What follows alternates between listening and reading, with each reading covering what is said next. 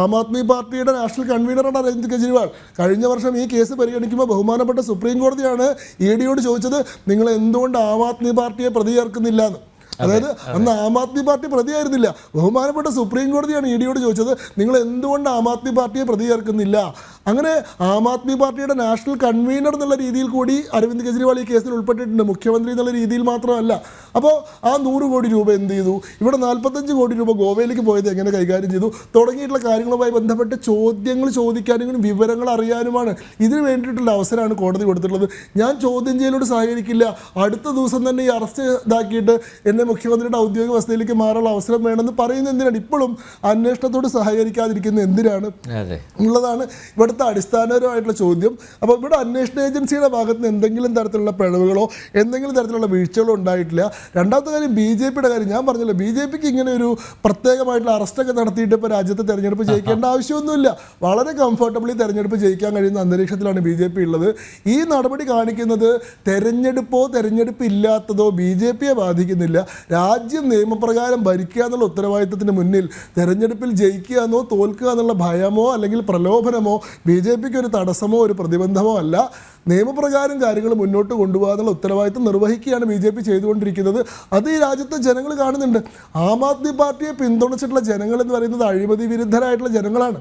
അല്ലാണ്ട് ആം ആദ്മി പാർട്ടി സ്വന്തമായിട്ട് കേഡർമാരെ പുറത്തുനിന്ന് ഇറക്കുമതി ചെയ്തൊന്നുമില്ല ചെയ്ത്. ഈ ഡൽഹി ബേസ്ഡ് ആയിട്ട് നിന്നിരുന്ന രാജ്യത്തെ ലക്ഷം കോടി അഴിമതികൾ കണ്ട് മനസ്സുമെടുത്തിട്ടുള്ള ആൾക്കാർ 2010 കോമൺവെൽത്ത് ഗെയിംസിൻ്റെ അഴിമതിക്കെതിരെ സമരം ചെയ്തുകൊണ്ട് തുടങ്ങിയിട്ടുള്ള പ്രസ്ഥാനമാണിത്.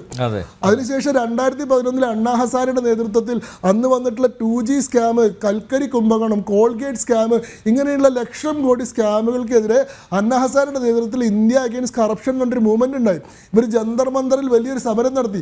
അന്ന് അരവിന്ദ് കെജ്രിവാൾ മാത്രമായിരുന്നില്ല അതിലുണ്ടായിരുന്നു, വേറെ നേതാക്കളുണ്ടായിരുന്നു. മനീഷ് സിസോദിയ ഉണ്ടായിരുന്നു, കിരൺ ബേദി ഉണ്ടായിരുന്നു, അതേപോലെ തന്നെ യോഗേന്ദ്ര യാദവ് ഉണ്ടായിരുന്നു, പ്രശാന്ത് ഭൂഷൺ ഉണ്ടായിരുന്നു. പിന്നീട് അരവിന്ദ് കെജ്രിവാളിന്റെ രാഷ്ട്രീയ ഭാവിക്ക് തടസ്സമാവുന്ന ഓരോരുത്തരായിട്ട് ഈ സഖ്യത്തിൽ നിന്ന് പുറന്നു കണ്ടു. അണ്ണാ ഹസാരെ അപ്രസക്തനായി. 2015 ശേഷം 2012 രണ്ടാമത് നിരാഹാരം തുടങ്ങിയപ്പോൾ, ലോക്പാൽ വേണമെന്നുകൊണ്ട് നിരാഹാരം തുടങ്ങിയപ്പോൾ അണ്ണാ ഹസാരെ ഈ മൂവ്മെന്റിന്റെ ഭാഗമേ അല്ലാണ്ടായി. ഇവരോട് വിയോജിപ്പ് പ്രകടിപ്പിച്ചുള്ള കിരൺ ബേദി ഇതിൻ്റെ ഭാഗത്തിൽ നിന്ന് പുറത്തായി. ഞാൻ ഒരിക്കലും ഒരു തെരഞ്ഞെടുപ്പിൽ മത്സരിക്കില്ല എന്ന് അർണാബ് ഗോസ്വാമിയുടെ ഇൻ്റർവ്യൂവിൽ വന്നിരുന്നു ക്യാമറ ലൈവായിട്ട് പറഞ്ഞിട്ടുള്ള അരവിന്ദ് കെജ്രിവാൾ 2013 ഡൽഹിയിലെ മുഖ്യമന്ത്രി സ്ഥാനാർത്ഥിയായിട്ട് മത്സരിച്ചു, ജയിച്ചു.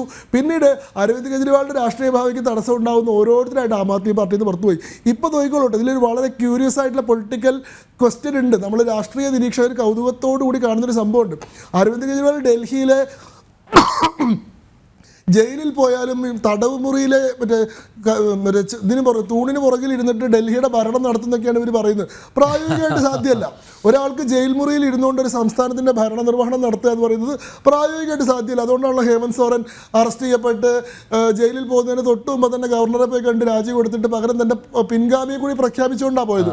ജയലളിത അറസ്റ്റ് ചെയ്യപ്പെട്ടപ്പോൾ ജയലളിത മുഖ്യമന്ത്രിയായിരുന്നു. ജയലളിത ഉടനെ തന്നെ പനീർ സെൽവത്തെ തൻ്റെ പിൻഗാമിയായിട്ട് പ്രഖ്യാപിച്ചു. പനീർ സെൽവം ഒരു കൊല്ലം ജയലളിത ജയിൽ മോചിതയായിട്ട് മടങ്ങി വരുന്നത് വരെ മറ്റേ അന്നത്തെ മുഖ്യമന്ത്രിയുടെ കസേരയിൽ ജയലളിതയുടെ ചിത്രം വെച്ചിട്ട് അതിൻ്റെ തൊട്ടടുത്ത് വേറൊരു കസേര ഇട്ടിട്ട് അതിലിരുന്നിട്ടാണ് ഭരിച്ചിരുന്നത്. എന്തായാലും വേറൊരാളില്ലാണ്ട് ഭരിക്കാൻ പറ്റില്ല. ശ്രീരാമൻ കാട്ടിൽ പോയപ്പോൾ ശ്രീരാമന്റെ പാതകം സിംഹാസനത്തിൽ വെച്ചിട്ട് ഭാരതൻ രാജ്യം ഭരിച്ചു എന്നുള്ളത് പോലെ അരവിന്ദ് കെജ്രിവാൾ ജയിലിൽ പോയി കഴിഞ്ഞാൽ അരവിന്ദ് കെജ്രിവാളിന് വരെ മറ്റൊരു മുഖ്യമന്ത്രി വേണം. ഇതാരാവും എന്നുള്ള കാര്യം ഇത് വലിയൊരു ക്വസ്റ്റ്യനാണ്. എന്തുകൊണ്ടാണ് ഇന്ന് അരവിന്ദ് കെജ്രിവാളിന്റെ ഭാര്യ സുനിത കെജ്രിവാൾ അരവിന്ദ് കെജ്രിവാളിന്റെ മെസ്സേജ് വായിക്കാൻ വന്നത്? എന്തുകൊണ്ടത് ആതിഷി മർലേന ചെയ്തില്ല? ആതിഷി മർലേനയാണല്ലോ യഥാർത്ഥത്തിൽ ഇപ്പോൾ ആം ആദ്മി പാർട്ടിയുടെ പ്രോമിനന്റ് ഫേസ് ആയി നിൽക്കുന്നത്. അവരാണ് ഗോവയിലെ മുഖ്യമന്ത്രി സ്ഥാനാർത്ഥിയായിട്ട് പാർട്ടി പ്രസന്റ് ചെയ്തത്. ഇപ്പോൾ അരവിന്ദ് കെജ്രിവാളിന്റെ അറസ്റ്റുമായി ബന്ധപ്പെട്ട കാര്യങ്ങളെല്ലാം മീഡിയയ്ക്ക് മുമ്പിൽ വിശദീകരിക്കുന്നത്, BJPക്കെതിരായിട്ടുള്ള ആരോപണങ്ങൾ ഉന്നയിച്ചുകൊണ്ടിരിക്കുന്നത് ഒക്കെ ആതിഷി മർലേനയാണ്. കാരണം എന്താണെന്ന് വെച്ചാൽ ഇവിടെ ഈ ഫൈറ്റ് തുടങ്ങിക്കഴിഞ്ഞു ആം ആദ്മി പാർട്ടിക്കുള്ളിൽ. അരവിന്ദ് കെജ്രിവാളിന്റെ പിൻഗാമി ആരാണെന്നുള്ള കാര്യത്തിൽ. അപ്പോൾ അരവിന്ദ് കെജ്രിവാളിന് ഇത് മറ്റൊരാളിലേക്ക് പോകാണ്ടിരിക്കേണ്ട ഉത്തരവാദിത്തമുണ്ട്. മനീഷ് സിസോദിയ ആയിരുന്നു അരവിന്ദ് കെജ്രിവാളിന്റെ ട്രസ്റ്റഡ് ലെഫ്റ്റനന്റ്. മനീഷ് സിസോദിയ ഒരു കൊല്ലമായിട്ട് ജയിലിലാണ്. പിന്നീട് അരവിന്ദ് കെജ്രിവാളിന് ത്രെട്ടാവാൻ സാധ്യതയുള്ള ഓരോരുത്തരായിട്ട് പറഞ്ഞുതരാം. ഷാസിയ ഇൽമി ആം ആദ്മി പാർട്ടിയിൽ നിന്ന് പുറത്തേക്ക് പോയി. പ്രശാന്ത് ഭൂഷൺ പുറത്തേക്ക് പോയി. യോഗേന്ദ്ര യാദവ് പുറത്തേക്ക് പോയി. അശുതോഷ് മറ്റേ മാധ്യമ പ്രവർത്തകനായിരുന്ന ആൾ ജോലി രാജിവെച്ചിട്ട് ആം ആദ്മി പാർട്ടി ചേർന്നിട്ടുള്ള ആളാണ്. അശുതോഷ് പുറത്തേക്ക് പോയി, പിന്നെ കപിൽ മിശ്ര, ഇങ്ങനെ ഒരു long line of leaders Arvind കെജ്രിവാളിന്റെ ത്രെട്ട് ആവാൻ സാധ്യതയുള്ളവർ മുഴുവൻ ഈ കാലഘട്ടത്തിനിടയിൽ കൊഴിഞ്ഞു പോയിട്ട് അവസാനം എന്താണ് ഏകാധിപത്യത്തിനെതിരെയും ഡിക്റ്റേറ്റർഷിപ്പിനെതിരെയും ഡൈനാസ്റ്റി പൊളിറ്റിക്സിനെതിരെയൊക്കെ പറഞ്ഞിരുന്ന ആൾ അരവിന്ദ് കെജ്രിവാൾ ഒരേ സമയം ഡൽഹിയുടെ മുഖ്യമന്ത്രിയായിട്ടും ആം ആദ്മി പാർട്ടിയുടെ ഡൽഹി കൺവീനറായിട്ടും നാഷണൽ കൺവീനറായിട്ടും ഇതിൽ ഏക ഛത്രാധിപതിയായിട്ട് ആം ആദ്മി സുപ്രീമോ എന്നുള്ള പേരൊക്കെ വെച്ചുകൊണ്ട് ഭരിച്ചുകൊണ്ടിരിക്കുകയാണ്. ഇപ്പോൾ അരവിന്ദ് കെജ്രിവാൾ ജയിലിൽ പോയി കഴിഞ്ഞാൽ സ്വാഭാവികമായിട്ട് ലാലു പ്രസാദ് രാബ്രി ദേവിനെ വെച്ചതുപോലെ ഈ സുനിത കെജ്രിവാളിനെ വെക്കാനാണ് സ്വാഭാവികമായിട്ട് അദ്ദേഹം പ്രിഫർ ചെയ്യുക. കാരണം എന്താ, ഭരണം മറ്റൊരു സ്ഥലത്തേക്ക് പോവില്ല, പുറത്തേക്ക് പോവില്ല. നേരെ തിരിച്ച് ആതിഷി മർലേനെ വേണമെന്നായിരിക്കും പാർട്ടിയിലെ കേഡർമാർ ആവശ്യപ്പെടുക. ഇതാണ് ഡൽഹി ഇനി കാണാൻ പോകുന്ന ഒരു പൊളിറ്റിക്കൽ ആയിട്ടുള്ള സിറ്റുവേഷൻ.